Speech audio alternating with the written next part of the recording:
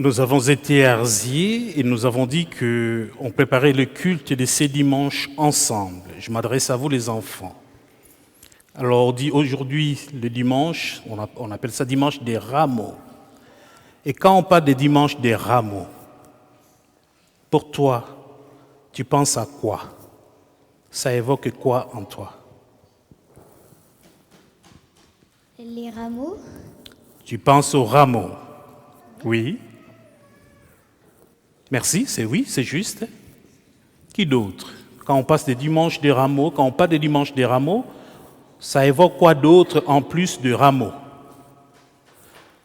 Les parents peuvent aussi répondre, hein, ou les adultes. Oui, Aurore.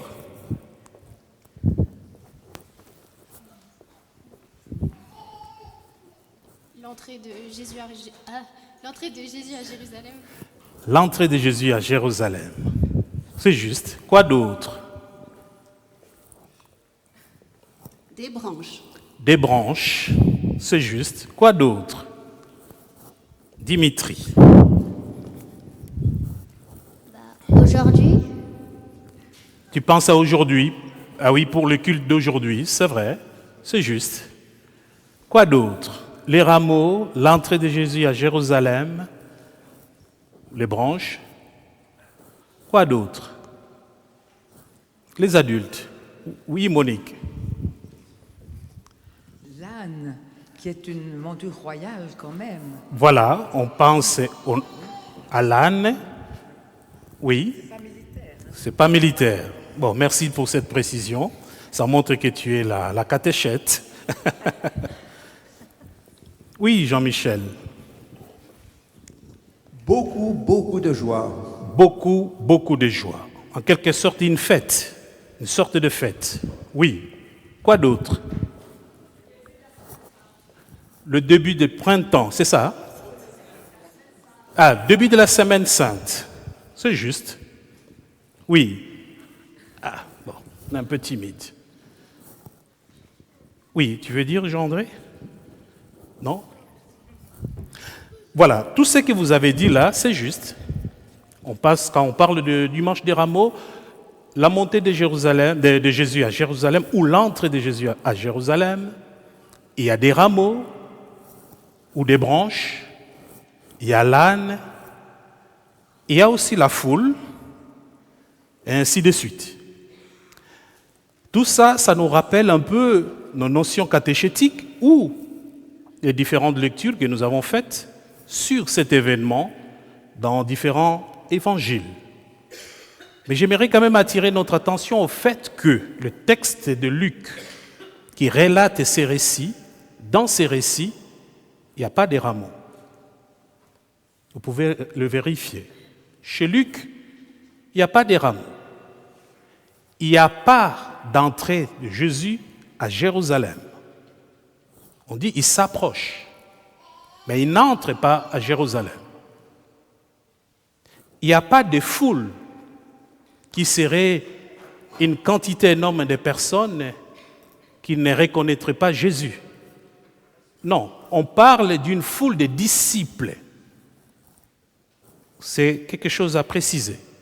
Une foule de disciples, c'est-à-dire de gens qui ont suivi Jésus, qui ont écouté son enseignement, qui connaissent Jésus. Mais ils sont très nombreux.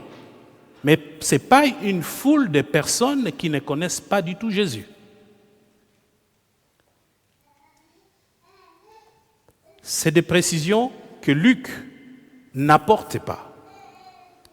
C'est peut-être Luc qui est en train de nous suggérer, plutôt que de nous focaliser sur ces éléments-là pour chercher à comprendre le sens du dimanche des rameaux, peut-être pour Luc, l'enjeu est ailleurs. Si tel est le cas, c'est quoi alors l'enjeu qui pourrait nous permettre à bien comprendre le sens du dimanche des rameaux? Et à cela, si je pouvais ajouter encore le fait que pendant le week-end à Thésée, nous avions un thème, Jésus, prince de la paix. On va faire un lien aussi pour essayer de comprendre pourquoi Luc n'évoque pas. Si vous lisez chez Matthieu, chez Jean, chez Marc, tous ces éléments sont évoqués. Donc pas d'entrée, pas d'Hosanna, chez Luc, il n'y a pas. Alors que dans d'autres évangiles, tous ces éléments existent.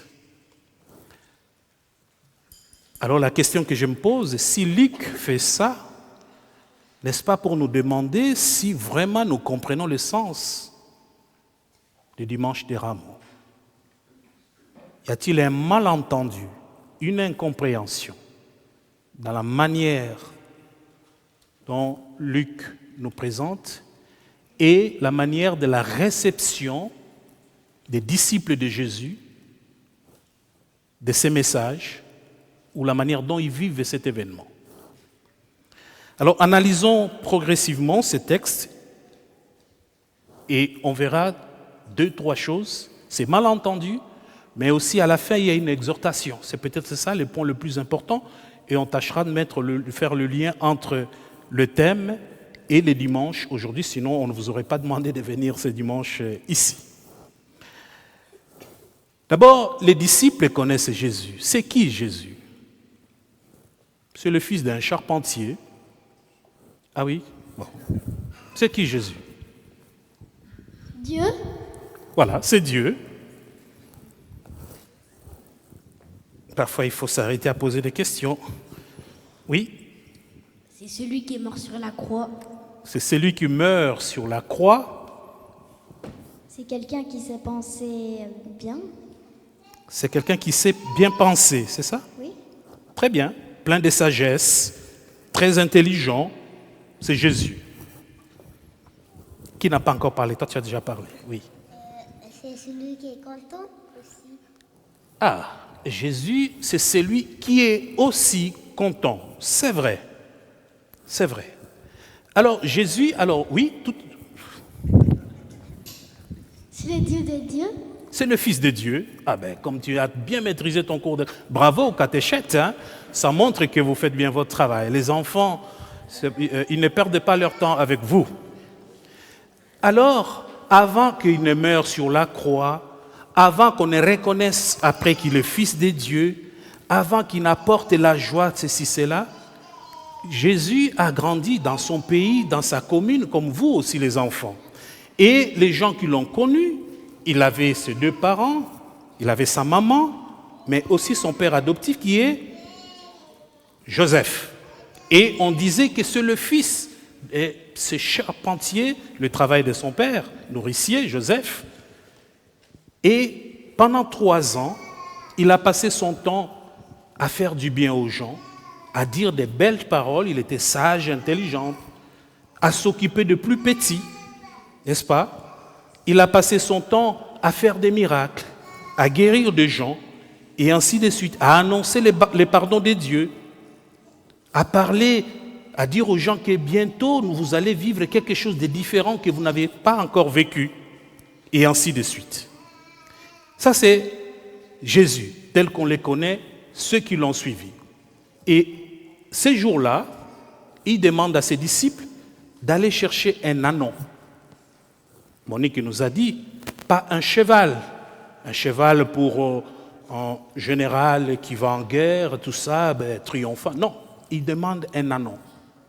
Un ânon, c'est un animal tout petit, inexpérimenté, insignifiant, sur lequel on n'a pas encore monté, et c'est ce qu'il demande. Et dans la simplicité, on va les lui apporter. Alors la question qu'on peut se poser, pourquoi Jésus cherche à aller à Jérusalem? Il veut aller à Jérusalem parce qu'il a déjà fait ce qu'il devait faire, mais ce n'est pas encore abouti. Il reste encore quelque chose de très important. Et avant d'aller à Jérusalem, il disait déjà aux gens que, bon voilà, il promettait la paix, il promettait une vie meilleure. Et il disait que voilà, si vous vivez ce que je vous dis, eh bien tout sera très bien. Tout ira très bien. Mais on va remarquer que ces jours-là, quand il prend l'anneau, il monte, eh bien 5 jours après, Jésus va mourir. Il va mourir. Ceux qui l'ont acclamé ces dimanches-là, 5 jours après, vont chercher à les tuer et ils vont réussir à le faire tuer. Alors là, quelque part, on peut se dire, Jésus n'a pas accompli sa mission. Son travail, c'est un travail non accompli. Il a fait des belles promesses, mais qui ne se sont pas réalisées. À première vue, on peut se dire comme ça.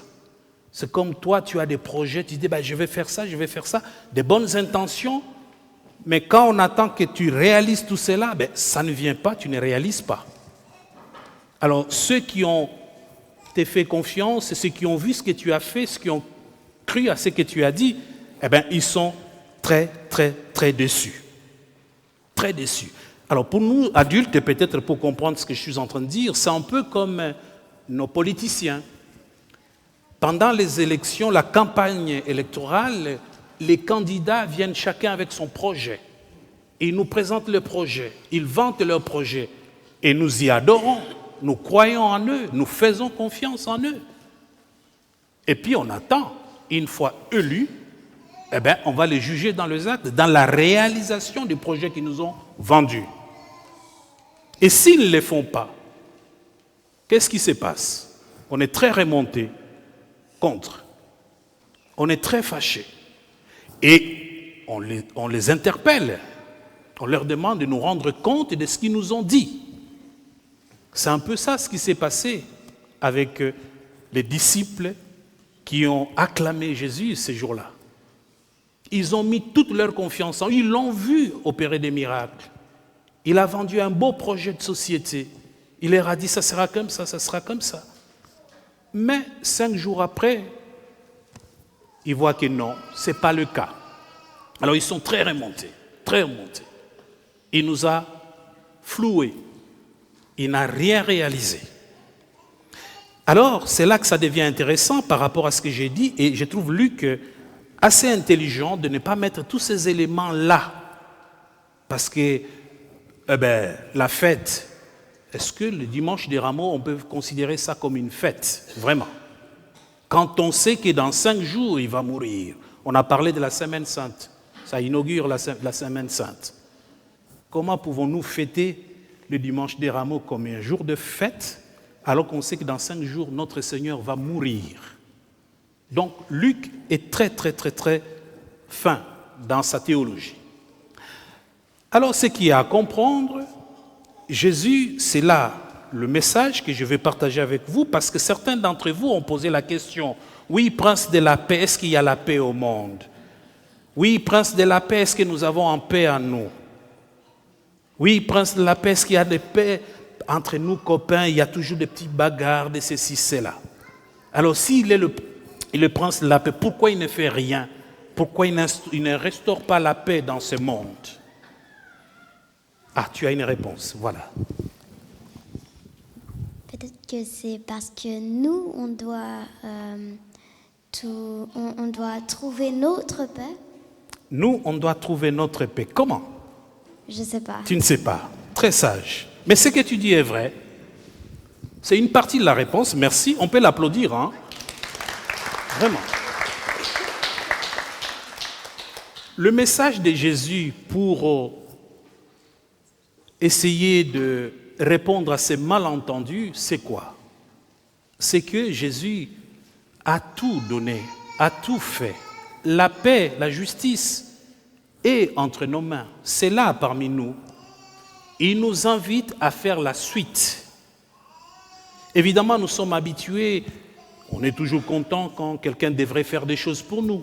On acclame un roi, on aimerait avoir un roi, un Christ qui fait tout pour nous. Qui fait tout pour nous et il nous sert sur un plateau d'or. Mais non. Jésus prend l'anneau, il dit, allez chercher un anneau. Un anneau, c'est un être fragile, inexpérimenté.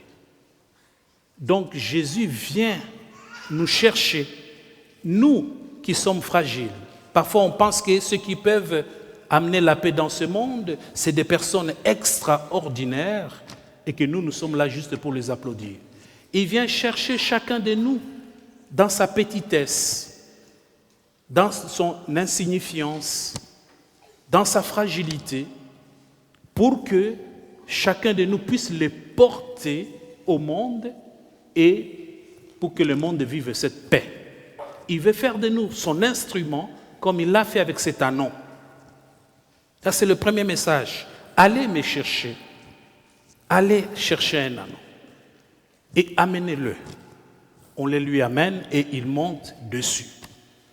Chacun de nous est appelé à être cet anon sur qui Jésus monte pour aller amener Jésus et lui qui est prince de la paix. Deuxième chose, le Seigneur dit, si on vous pose la question, qui vous envoie? Il dit, mais le Seigneur en a besoin. Non seulement il vient nous chercher, mais il a besoin de chacun de nous. Qu'on soit tout petit, tel que nous sommes, l'essentiel, c'est qu'on réalise qu'il a besoin de chacun de nous. Il n'y aura pas de paix parce qu'il nous a déjà tout donné, mais il ne peut rien faire sans nous. Il a besoin de chacun de nous. À l'école, pour qu'il y ait la paix entre copains, tu as ta part de responsabilité. Ce n'est pas Jésus qui viendra dire ne tape pas sur ton copain ou ta copine. Non. Donc il a besoin de toi pour être un garçon, une fille juste, correcte, pour que la paix puisse régner là où tu vis. Et troisième chose, c'est que quand ils s'approchent de Jérusalem, eh bien, les grands disent à Jésus, lui demandent de faire taire ses disciples. Alors si Jésus faisait taire ses disciples, qu'est-ce qui se passerait? Rappelez-vous un autre passage qui dit, s'ils se taisent, la suite c'est quoi? Les pierres crieront. Donc aujourd'hui, nous sommes dans un monde où on cherche à nous réduire dans un cercle privé, cercle, voilà, où on n'a pas droit de dire tout haut que Jésus est ceci, Jésus est cela. Mais si nous nous taisons, les pierres crieront. Les pierres, parfois, on peut le comprendre de différentes manières. Souvenez-vous, tu es Pierre et sur toi, je bâtirai mon église. Donc cette pierre-là, c'est nous. Le Seigneur nous invite et nous sommes appelés à devenir des pierres vivantes pour annoncer le règne de Dieu. Si nous nous taisons, d'autres pierres crieront. Des pierres, ça peut être aussi tout ce qui nous rend la vie difficile, des pierres dans nos chaussures. La vie devient lourde. Mais lui, il vient nous décharger de tout cela. Alors, en résumé, le message du dimanche des rameaux, Jésus ne vient pas en grande pompe, en grande trompette dans ce monde pour instaurer la paix. Il a besoin de chacun de nous comme un petit nanon pour qu'il puisse monter là-dessus afin que nous puissions amener, que ce soit à l'école, en famille, dans la société, la paix. Et si nous ne le faisons pas, même si on nous demande de nous taire, nous sommes appelés à parler, à crier. Et si nous ne le faisons pas, eh bien, des pierres crieront.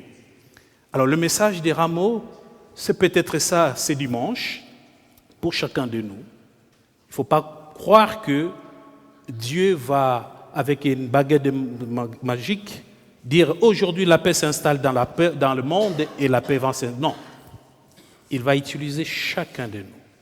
Alors, tout ce que vous vivez au catéchisme, tout ce que nous avons vécu à Arzier, puisse nous aider à comprendre que Dieu a besoin de toi, d'elle, de lui, pour que l'amour du prochain, le respect de l'autre, l'amour des biens communautaires, n'est-ce pas, puisse être observé et vécu. Et alors demandons au Seigneur de nous envoyer son Esprit Saint pour qu'il nous aide à vivre tout cela. Amen.